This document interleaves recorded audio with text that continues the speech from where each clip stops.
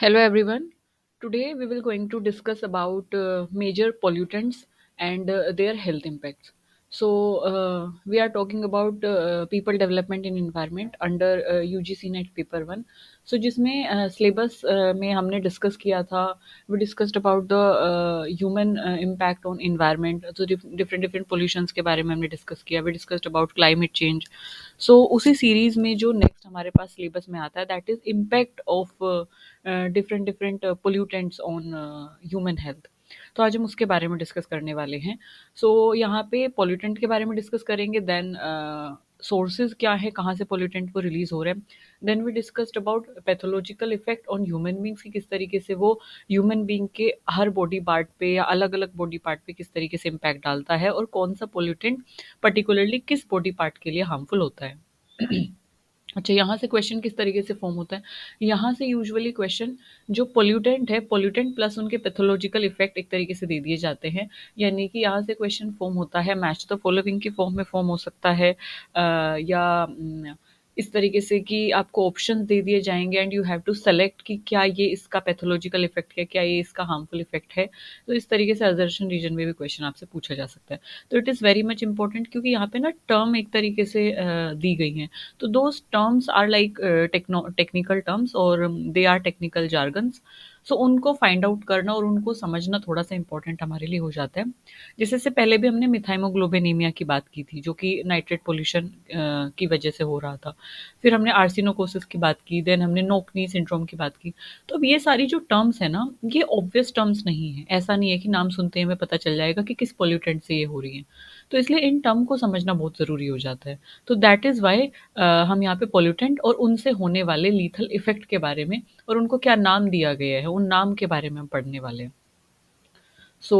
Let's get started with the first one, and the first one is ozone, ground level ozone. Okay, इसमें ground level ozone क्यों बोला गया? ground level इसलिए बोला गया है क्योंकि ओजोन जो है that is basically lie in stratosphere, और स्ट्रेटोस्फेयर में उसका मेजर पोर्शन लाई करता है. यानी 90% ओजोन जो है वो गुड ओजोन है और स्ट्रेटोस्फेयर में लाई करती है. बट 10% जो ओजोन है वो ट्रोपोस्फेरिक ओजोन बोला जाता है उसको, जो कि ट्रोपोस्फेयर में लाई करती है, and that is actually the bad ozone. तो वही ट्रोपोस्फेयर क्योंकि ग्राउंड के सबसे पहली पास वाली लेयर होती है तो इसलिए उसको ग्राउंड लेवल ओजोन भी बोला गया, GLO. Ground level ozone, GLO. तो GLO is actually the 10% ozone and it is lethal. इसीलिए ये पोल्यूटेंट है. इसलिए यहाँ पे वो जो ओजोन है वो पोल्यूटेंट की कैटेगरी में रखी गई है. सोर्सेज इसके क्या हैं? वेहिकुलर एग्जॉस्ट से रिलीज होता है बैड ओजोन, इसको बोला गया है. Is not emitted directly into the air. अब ऐसा नहीं है कि वेहिकुलर एमिशन होगा तो डायरेक्टली ओजोन रिलीज हो रही है, नहीं. ये डायरेक्टली रिलीज नहीं होती. It is a kind of secondary pollutant. Secondary pollutant मतलब जो प्राइमरी पोल्यूटेंट के रिएक्शन से बनता है उसको सेकेंडरी पोल्यूटेंट बोला जाता है. तो ये केमिकल रिएक्शन से ट्रिगर होता है. केमिकल रिएक्शन से एक तरीके से फॉर्म होता है. किस किस की केमिकल रिएक्शन से? नाइट्रोजन ऑक्साइड और वॉलेटाइल ऑर्गेनिक कंपाउंड. जो वीओसीज हैं और नाइट्रोजन के ऑक्साइड्स हैं वो प्राइमरी पोल्यूटेंट है. उन वो जब रिएक्ट करते हैं सनलाइट के प्रेजेंस में तो हमारे पास सेकेंडरी पोल्यूटेंट निकल के आता है. सेकेंडरी पोल्यूटेंट रिलीज होता है, that is ground level ozone. तो ये बहुत इंपॉर्टेंट है क्योंकि बार बार ये पूछा जाता है कि जो सेकेंडरी पोल्यूटेंट ओजोन है वो किन की फॉर्मेशन से या किन की रिएक्शन से बनता है. तो नोक्स और वीओसीज की रिएक्शन से ये बनता है and it is a kind of secondary pollutant. ये हो गया है. इसका पैथोलॉजिकल इफेक्ट क्या है? इसका पैथोलॉजिकल इफेक्ट है कि लंग फंक्शन को एक तरीके से फेफड़ों का जो एक तरीके से वर्किंग है, फेफड़ों का पल्मनरी जो इसका इफेक्ट देखने को मिलता है. Pulmonary that is something related to lungs. तो लंग फंक्शन को एक तरीके से ये क्या करता है? अफेक्ट करता है. एग्रीवेशन ऑफ अस्थमा, अस्थमा की होता है इससे. एम्फाइजमा हो जाता है और क्रोनिक ब्रोंकाइटिस इससे हो जाता है. अच्छा, एम्फाइजमा की अगर हम बात करें तो it is a kind of chronic lung disease जो धीरे धीरे होती है, लंबे टाइम तक परसिस्ट करती है. एक लंग डिजीज है, लंग कंडीशन है जिसमें क्या होता है, जो लंग्स की जो फेफड़ों की एल्वेलाई हैं वो क्या हो जाती हैं? डैमेज हो जाती हैं. फेफड़ों में जो छोटे छोटे एयर सैक्स होते हैं ना जिनमें एयर एक्सचेंज होती है, जिनको एल्वोलाई बोला जाता है. तो जहाँ पे ऑक्सीजन और कार्बन डाइऑक्साइड का एक्सचेंज होता है, वो क्या होते हैं? इससे अफेक्ट हो जाते हैं. सो एम्फाइज़मा में क्या होता है कि ये जो एल्वोलाई हैं जहाँ पे एयर का एक्सचेंज होता है, जो कि लंग के अंदर होते हैं, ये इससे डैमेज हो जाते हैं और अपनी इलास्टिसिटी एक तरीके से खो देते हैं, इलास्टिक ये नहीं रहते। तो जिसकी वजह से क्या होता है कि एयर ट्रैप होने में डिफ़िकल्टी होती है और एक्सहेलिंग में जो एयर एक्सहेल होती है ना, इस एक्सहेलिंग में काफ़ी प्रॉब्लम होती है। सो दैट इज़ व्हाई ब्रीथलेसनेस देखने को मिलती है, जिस व्यक्ति को एम्फाइज़मा है। तो that is the condition of emphysema, kind of lung disorder या लंग डिज़ीज़ आप इसको बोल सकते हैं। Now moving on to the next one, that is lead. So lead is a kind of heavy metal. अगर हम lead की बात करें तो it's a kind of like heavy metal, और इसमें ये रिलीज होता है थर्मल पावर प्लांट से और इंडस्ट्रियल सॉरी, ये रिलीज इसका जो सोर्स है that is leaded petrol. Petrol में लेड को यूज़ किया जाता है। पेट्रोल के अंदर जब हम लेड को यूज़ करते हैं तो उस पेट्रोल को एक तरीके से लेडेड पेट्रोल बोला जाता है। सो ये जो लेड है, एक टर्म यहाँ पे दी गई है, it is used as anti knocking agent. अच्छा, एंटी नोकिंग एजेंट की जब हम बात करें तो एंटी नोकिंग एजेंट का मतलब क्या होता है? एंटी नोकिंग बेसिकली समथिंग कि जब हम लेडेड पेट्रोल का यूज़ कर रहे हैं, पेट्रोल में लेड को मिलाया हुआ है, lead is a kind of heavy metal, so obviously that is harmful. So anti knocking का मतलब क्या है कि जैसे सपोज करो इंजन है, तो इंजन वी वांट कि इंजन जो है, इंजन में जो कंबशन हो या फ्यूल जो बर्न हो वो स्मूथली बर्न हो, इवनली बर्न हो, है ना? इवनली स्मूथली फ्यूल बर्न हो और उसपे से कोई भी पिंगिंग साउंड ना आए, कोई भी उससे नॉकिंग साउंड ना आए, कोई भी उससे आवाज़ ना आए। We want that kind of thing, है ना? तो अब जो लेड है, जो पेट्रोल में हम लेड को मिला देते हैं, तो हम इसलिए भी उसका यूज़ करते हैं क्योंकि ये क्या करता है, एंटी नॉकिंग एजेंट की तरह यूज़ होता है। मतलब ये इंजन को स्मूथली रन कराने में हेल्प करता है।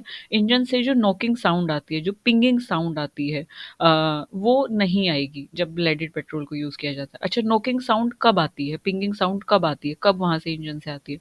ये तब आती है जब जो फ्यूल है, जो वहाँ पे पेट्रोल बर्न हो रहा है या डीज़ल जो भी बर्न हो रहा है, अगर वो बहुत जल्दी बर्न होता है, मतलब बहुत कम टाइम में बहुत ज़्यादा पेट्रोल बर्न हो गया, जब वो बहुत जल्दी बर्न हो जाता है या बहुत अनइवनली बर्न होता है कि एकदम बहुत ज़्यादा, एकदम बहुत कम बर्न हो गया इंजन में, ऐसा कुछ जब होता है, तब वहाँ से क्या होता है कि छोटे-छोटे एक्सप्लोजन होते हैं इंजन में, और उन एक्सप्लोजन की वजह से क्या होता है, ये पिंगिंग साउंड आती है, नॉकिंग साउंड आती है, ठीक है? तो हम क्या करते हैं उस केस में, हम लेड मिलाते हैं पेट्रोल में, ताकि जो एक तरीके से मतलब इसके अलावा भी हम लेड के अलावा भी बहुत सारे केमिकल एडिटिव्स यूज़ करते हैं, अब करने लगे क्योंकि we don't want lead to use in petrol. So that's why पहले हम लेड को यूज़ करते थे एंटी नोकिंग एजेंट्स की तरह, तो फ्यूल में लेड को मिलाया जाता है, यानी कि पेट्रोल में लेड को मिला दिया जाता है, तो लेडेड पेट्रोल हो गए। तो पेट्रोल में जब लेड को मिलाया जाता है तो इसकी वजह से क्या होता है कि जो फ्यूल है वो ईज़िली बर्न होता है, वो इवनली बर्न होता है, और ये जो छोटे-छोटे एक्सप्लोजन की वजह से जो साउंड आ रही थी, नॉकिंग साउंड आ रही थी, वो एक तरीके से रुक जाती है। तो इसलिए लेडेड पेट्रोल यूज़ किया जाता है और इसलिए इसको एंटी नॉकिंग एजेंट बोला गया है, एंटी नॉकिंग एजेंट की तरह यूज़ होता है, और इससे इंजन क्या होता है, स्मूथली रन होता है, बेटर उसकी परफॉर्मेंस आती है, लॉन्ग लास्ट वो चलता है, और फ्यूल बर्न होने से ज़्यादा पावर इंजन को मिलती है, तो इसलिए लेडेड पेट्रोल यूज़ किया जाता है। बट हमने यूज़ तो कर दिया है, लेकिन जो लेड है वो itself is a heavy metal, तो बहुत सारे इसके कॉन्सिक्वेंसेस में हमें फेस करने को मिलते हैं। तो इसके कॉन्सिक्वेंसेस क्या हैं? दैट इज़ कि नर्वस सिस्टम को ये डैमेज करता है ना? ये जो आरबीसीज़ हैं, जो कि रेड ब्लड कार्प्यूसिल्स हैं, जिसमें कि ऑक्सीजन होती है, हीमोग्लोबिन जहाँ से एक तरीके से बनता है। तो आरबीसीज़ की जो वर्किंग है उसमें इंटरफेरेंस ये करता है, क्योंकि जब हम ब्लेडेड पेट्रोल को बर्न करेंगे और उसको जब स्मेल के थ्रू वो हमारी बॉडी में जाएगा, तो वो हमारे ब्लड स्ट्रीम में जाके आरबीसीज़ के जो फंक्शन है उसको क्या करता है, इंटरफेयर करता है। सो ये इसका इफ़ेक्ट है ह्यूमन बीइंग्स पर। अगर हम बात करें सल्फर डाइऑक्साइड की, if we talk about sulphur dioxide, if you talk about sulphur dioxide, तो सल्फर डाइऑक्साइड रिलीज होता है थर्मल पावर प्लांट से। थर्मल पावर प्लांट मतलब जहाँ पे कोयले को, यानी फॉसिल फ्यूल को जला के, कोयले को जलाकर स्टीम प्रोड्यूस की जाती है और उस स्टीम से टरबाइन रोटेट करके बिजली बनाई जाती है। तो बेसिकली कोयले से जिन प्लांट्स में बिजली बनाई जाती है उन प्लांट्स को थर्मल पावर प्लांट बोला जाता है, और इंडस्ट्रियल एक्टिविटीज़ में इसका यूज़ किया जाता है, तो वहाँ से पॉल्यूटेंट रिलीज होता है सल्फर डाइऑक्साइड, SO2। इसके क्या पैथोलॉजिकल इफ़ेक्ट है? इसके है रेस्पिरेटरी प्रॉब्लम ये कॉज़ करता है जब साँस के थ्रू, क्योंकि it's a kind of like pollutant gas, gaseous pollutant है ये, तो जब इसको इनहेल किया जाता है तो ये रेस्पिरेटरी प्रॉब्लम क्रिएट करता है और reduce exchange of gases from lung surface. अब जैसे मैंने बताया कि alveoli are a kind of sac like structure, जहाँ पे क्या होता है, आदान प्रदान होता है गैसेस का। यानी कि हम CO2 को बाहर रिलीज करते हैं, ऑक्सीजन को लेते हैं, तो वहाँ पे आदान प्रदान होता है गैसेस का। तो ये क्या कर देता है, लंग सरफेस को कम करके गैसेस के जो एक्सचेंज है उसको हैम्पर करता है, उसको कहीं ना कहीं गड़बड़ा देता है। सो ये इसका इफेक्ट होता है। Now moving on to the next thing, that is nitrogen की ऑक्साइड।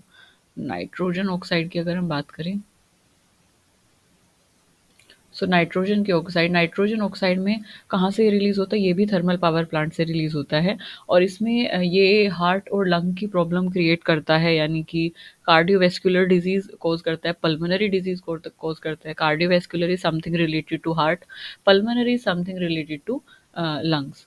ब्रोंकाइटिस हो गया, अस्थमा हो गया, और दूसरे कार्सिनोजन इश्यूज ये कॉज करता है, क्योंकि ये हमारे ब्लड स्ट्रीम में एक तरीके से एंटर करता है। तो it's a kind of carcinogen thing जो कैंसर कोजिंग है, that is carcinogen. Now moving on to the carbon monoxide. Carbon monoxide की अगर हम बात करें तो कार्बन मोनोऑक्साइड यानी कि CO जो रिलीज होता है वो इनकम्प्लीट कंबशन से रिलीज होता है। अच्छा, इसको ध्यान से पढ़ेंगे, क्योंकि यूजुअली ये ना कई बार पूछा जा चुका है कि CO कब रिलीज होता है, क्योंकि CO2 का तो सबको पता है कि ऑर्गेनिक मैटर को बर्न करेंगे CO2 रिलीज होगी जब ऑक्सीजन के साथ वो रिएक्ट करता है।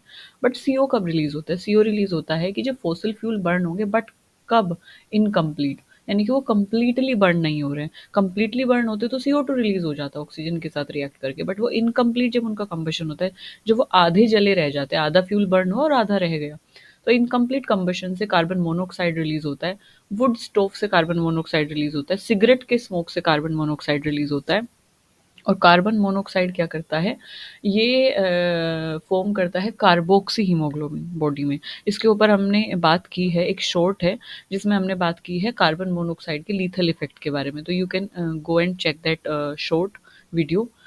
सो कार्बन मोनोऑक्साइड क्या करता है, हमारे ब्लड में जो ऑक्सीजन की कैरिंग कैपेसिटी होती है, आरबीसी जो है वो ऑक्सीजन को कैरी करती है ना, तो ये क्या करता है कि ये ऑक्सीजन को रिप्लेस कर देता है। कार्बन मोनोऑक्साइड हमारे ब्लड से ऑक्सीजन को रिप्लेस कर देता है। ऑक्सीजन की आरबीसी की जो ऑक्सीजन की कैरिंग कैपेसिटी होती है उसको कम कर देता है, और जिसकी वजह से क्या होती है, बहुत सारी ब्रीदिंग प्रॉब्लम देखने को मिलती है, सांस की बीमारियां देखने को मिलती हैं, क्योंकि कार्बोक्सी हीमोग्लोबिन बन जाता है, ब्लड में ऑक्सीजन होता नहीं है, तो बहुत सारी ब्रीदिंग प्रॉब्लम्स इस तरीके से देखने को मिलती हैं।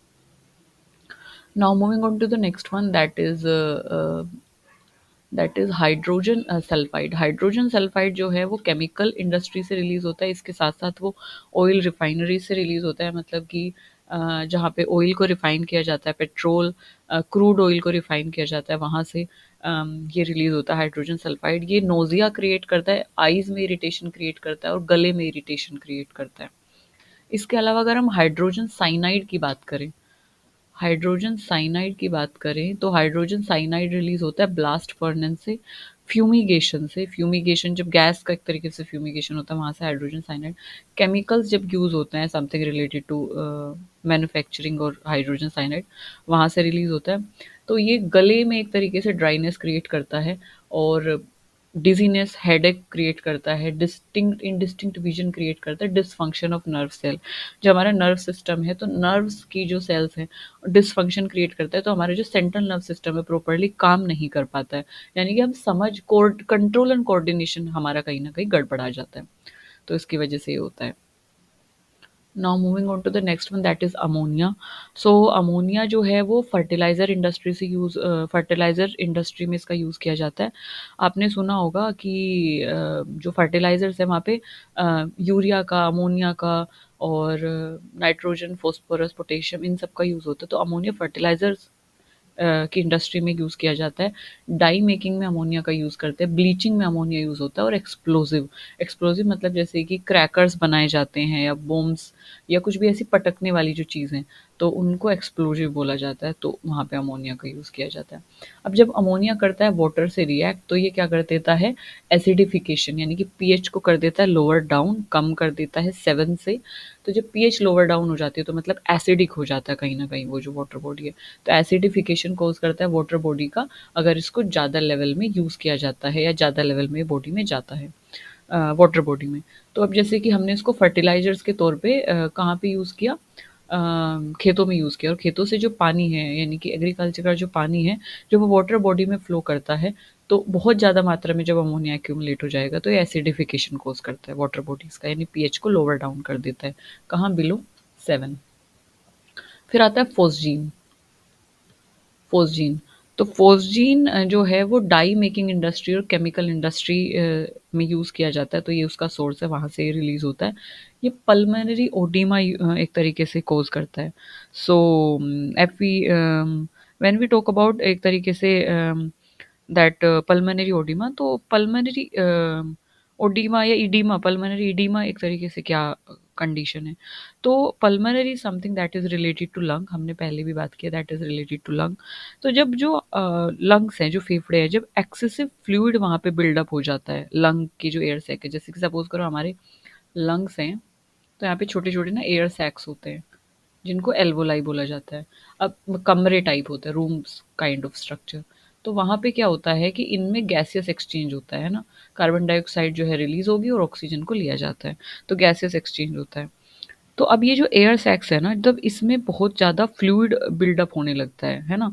फ्लूइड बिल्डअप होने लगता है इन एयर सैक्स में या एल्वोलाई में, तो ये क्या कर देता है कि गैसेस एक्सचेंज में डिफ़िकल्टी क्रिएट करता है। अब गैसेस एक्सचेंज में डिफ़िकल्टी होगी, तो मतलब ब्रीदिंग में भी डिफ़िकल्टी होगी, साँस लेने में भी दिक्कत होगी। तो नॉर्मली जो क्या होता है, नॉर्मली नॉर्मल कंडीशन में जो एयर सैक है वो एयर से फ़िल्ड होते हैं, है ना? कार्बन डाइऑक्साइड, ऑक्सीजन का आदान-प्रदान हो रहा है, तो वो एयर से फ़िल्ड है। तो ऑक्सीजन ईज़िली पास हो जाती है ना, ब्लड स्ट्रीम में। बट पल्मोनरी एडिमा में क्या होता है कि जब फ्लूइड वहाँ पे एक तरीके से एक्यूमुलेट हो गया, इनिशियली वहाँ पे एयर थी, बट जब फ्लूइड वहाँ पे एक्यूमुलेट होना स्टार्ट हो जाता है, तो fluid leak from the near by blood vessels, तो नियर बाई जो ब्लड वेसल्स होते हैं, वहाँ से फ्लूइड का लीकेज होना स्टार्ट हो जाता है, एल्वोलाई से फ्लूइड का लीकेज होना स्टार्ट हो जाता है, जिसकी वजह से ऑक्सीजन एक्सचेंज नहीं हो पाता। अब ऑक्सीजन जब एक्सचेंज नहीं होगा, कार्बन डाइऑक्साइड जब बाहर नहीं निकलेगी, तो ऑब्वियसली ब्रीथिंग में डिफिकल्टी होगी। तो एक तरीके से ये कंडीशन पल्मोनरी एडिमा में हो जाती है। तो बेसिकली फ्लूइड बिल्डअप हो जाता है एयर सैक्स में, जिससे ब्रीदिंग में डिफिकल्टी होती है, या ब्लड स्ट्रीम में ऑक्सीजन कहीं ना कहीं पहुंच नहीं पाती है। ठीक है, ऑक्सीजन एक्सचेंज में डिफिकल्टी होती है, दैट इज पल्मोनरी एडिमा। ओ यहाँ पे साइलेंट है, दैट इज कॉल्ड एडिमा, है ना, पल्मोनरी एडिमा। इसके अलावा अगर हम बात करें वीओसीज की, so that VOC is volatile organic compound. तो वोलेटाइल का मतलब होता है जो रूम टेम्परेचर पे एक तरीके से इवेपोरेट हो जाएं, कार्बन के वो कंपाउंड्स जो रूम टेम्परेचर पे, या ऑर्गेनिक कंपाउंड जो रूम टेम्परेचर पे वेपोराइज हो जाते हैं, कम टेम्परेचर पे 25-27 डिग्री पे जो वेपोराइज हो जाते हैं, उनको आप क्या बोलते हो? वोलेटाइल ऑर्गेनिक कंपाउंड बोलते हो। They are very much dangerous, और पोल्यूटेंट की कैटेगरी में हम इनको इसलिए रखते हैं क्योंकि जो रूम टेम्परेचर पे एक तरीके से एयर में मिल जा रहे हैं, सो अब हम उनको इन्हेल भी आसानी से कर लेंगे, जब हम एयर को इन्हेल करेंगे, तो that is like a big problem for us. तो जो वेपोराइज़ हो जाते हैं ईज़िली, जैसे कि गैसोलीन है, बेंज़ीन है, तो सॉल्वेंट्स हैं, डीएमएफ है, एसीटोन है, तो these kind of things are volatile organic compound. अब वोलेटाइल ऑर्गेनिक कंपाउंड क्या करते हैं, जब वेपोराइज़ हो जाते हैं रूम टेम्परेचर पे, तो एयर में एक्यूमुलेट होंगे, और जब एयर में एक्यूमुलेट होते हैं, तो वहाँ पे वो प्राइमरी जो एक तरीके से यू कैन से पोल्यूटेंट है, तो उनके साथ कहीं न कहीं रिएक्ट करते हैं। रिएक्शन से फिर क्या करते हैं, सेकेंडरी पोल्यूटेंट बनाते हैं। जैसे हमने बात भी की थी इससे पहले कि एनओएक्स, यानी कि जो नाइट्रोजन के ऑक्साइड और वीओसीज़, वोलेटाइल ऑर्गेनिक कंपाउंड मिलके क्या बना रहे थे? O3। ये हमने पीछे ही बात की है कि नाइट्रोजन के ऑक्साइड और volatile organic compound in the presence of sunlight bad ozone की फॉर्मेशन कर रहे हैं। तो वही सब होता है कि वोलेटाइल ऑर्गेनिक कंपाउंड किसमें कंट्रीब्यूट करते हैं? सेकेंडरी पोल्यूटेंट की फॉर्मेशन में कंट्रीब्यूट करते हैं, और one of the main example is bad ozone या ट्रोपोस्फेरिक ओजोन। ठीक है, तो अब ये क्या करते हैं, ये स्मोग फॉर्मेशन करते हैं, मतलब कि एक फोटोकेमिकल स्मोग एटमॉस्फेयर में बना देते हैं, और जिसकी वजह से आंखों में इरिटेशन होती है, इचिंग होना स्टार्ट हो जाती है, स्किन रैशेस होना स्टार्ट हो जाते हैं, और एटमॉस्फेयर में क्या हो जाता है, विजिबिलिटी डिक्रीज हो जाती है, ब्राउन हेज एक तरीके से दिखने लगता है। तो that is kind of like smog formation वहाँ पे हो जाती है। इसके अलावा अगर हम आर्सेनिक की बात करें, तो आर्सेनिक का अगर हम सोर्स की बात करें, तो आर्सेनिक सोर्स यूज़ होता है आर्सेनिक सोल्डरिंग से एक तरीके से रिलीज़ होता है। अच्छा, आर्सेनिक सोल्डरिंग क्या होती है? सिंपली अगर हम बात करें सोल्डरिंग, तो सोल्डरिंग क्या होती है? इसको कलर चेंज कर लेते हैं एक बार। सोल्डरिंग क्या होती है? तो सोल्डरिंग इज़ समथिंग कि जब हम सपोज़ करो 2 मेटल हैं, है ना? 2 मेटल्स को हमें क्या करना है, चिपकाना है। मतलब एक तरीके से फिट करना है। तो सोल्डरिंग में हम क्या करते हैं, एक ऐसा मेटल लेते हैं जिसका जो बॉइलिंग पॉइंट है वो कम है, यानी कि मेल्टिंग पॉइंट है, बॉइलिंग पॉइंट बड़ा कम है, सॉरी, मेल्टिंग पॉइंट बहुत कम है, बहुत कम टेम्परेचर पे वो मेल्ट एक तरीके से हो जाता है। तो हम उसको मेल्ट करके इस फिलर के जहाँ पे गैप है इसके अंदर इसको फिल कर देते हैं, और जब वो सूख जाता है तो ये दोनों मेटल क्या हो जाता है, आपस में कनेक्ट हो जाते हैं, जुड़ जाते हैं। सो एक तरीके से दैट इज़, सो हम वहाँ पे क्या करते हैं कि जॉइन करते हैं एक तरीके से 2 या 2 से ज़्यादा मेटल पीसेस को, अ, उसमें एक मेटल फिलर को मेल्ट करके, उस प्रोसेस को हम क्या बोलते हैं, सोल्डरिंग बोलते हैं। और जो मेटल फिलर हम उसके अंदर यूज़ कर रहे हैं, दैट इज़, इस मेटल फिलर को इसको हम इस मेटल फिलर को जो हम यहाँ पे यूज़ कर रहे हैं, इस मेटल फिलर को हम एक तरीके से क्या बोलते हैं, इस मेटल फिलर को हम बोलते हैं सोल्डर, है ना? तो हम यहाँ पे आर्सेनिक सोल्डरिंग, मतलब आर्सेनिक को एज़ अ लाइक सोल्डर की तरह यूज़ किया जाता है, यानी कि मेटल के अंदर एक फिलर की तरह उसको यूज़ किया जाता है। तो बेसिकली एक मेटल है जो कि फिलर की तरह यूज़ किया जाता है और जिसमें आर्सेनिक कंटेन होता है, that arsenic is used as the solder. तो पास्ट में इसको यूज़ किया जाता है, अभी तो ख़ैर क्योंकि arsenic is a heavy metal and course different kind of like lethal disease, तो अब इसको चेंज कर दिया गया है। बट हाँ, आर्सेनिक सोल्डरिंग में ऐसा कुछ होता है कि हम कुछ सोल्डर्स ऐड करते हैं just to like what, to join metal pieces, so that is. अब ये क्या करता है, ये रेड ब्लड सेल्स को डैमेज करता है, और जब इसको स्मेल किया जाता है, जब ये बॉडी के अंदर जाता है, किडनी को डैमेज करता है और जॉन्डिस कोज़ करता है। So these kind of thing like ये होता है। अच्छा, जब हम मेल्ट करके सोल्डर को इसमें डाल रहे हैं तो क्या मतलब कैसे चिपकाता है? ये ऐसे चिपकाता है मेटल्स को, क्योंकि जब सोल्डर एक तरीके से, क्योंकि मेटल है ना ये, इसका मेल्टिंग पॉइंट बहुत कम है, तो बहुत कम टेम्परेचर पे ये मेल्ट हुआ और हमने इसको इसके अंदर फिल किया, और जब ये सॉलिडिफाई हो गया तो ये क्या करता है, इन मेटल पीसेस को क्या करा देता है, जॉइन करा देता है। बेसिकली एक स्ट्रॉन्ग बॉन्ड फॉर्म कर देता है जो कि 2 मेटल्स को होल्ड करने में हेल्प करता है। और ये टेक्निक यूजुअली कहाँ यूज़ होती है सोल्डरिंग की? ये टेक्निक होती है इलेक्ट्रॉनिक्स में, जब हम इलेक्ट्रिकल चीज़ों को जोड़ रहे होते हैं। प्लम्बिंग में इसका यूज़ होता है जब हम 2 पाइपलाइन्स को एक तरीके से जोड़ रहे होते हैं, और ज्वेलरी मेकिंग में जो हम मेटल के छो क्योंकि gold is a kind of metal, silver is a kind of metal, platinum is a kind of metal, तो जो मेटल पीसेस को जोड़ रहे होते हैं, तो वहाँ पे जो हम मेटल यूज़ कर रहे थे तो उसमें हम आर्सेनिक का कंटेंट कहीं न कहीं डालते हैं, कंप्लीटली आर्सेनिक को हम एज़ अ सोल्डर यूज़ करते हैं। सो that is. Next one is SPM, suspended particulate matter. So suspended particulate matter basically release होता है इंसिनरेटर से, यानी कि इंसिनरेशन हमने पहले भी इसमें बात की थी कि जब एक प्रेशर पे लाइक बर्न किया जाता है वेस्ट को, दैट इज इंसिनरेशन उसको बोला जाता है, और जिसमें इसको किया जाता है that equipment is known as incinerator. So basically ये मैन्युफैक्चरिंग प्रोसेस से भी रिलीज होते हैं, तो वहाँ से ये रिलीज होता है।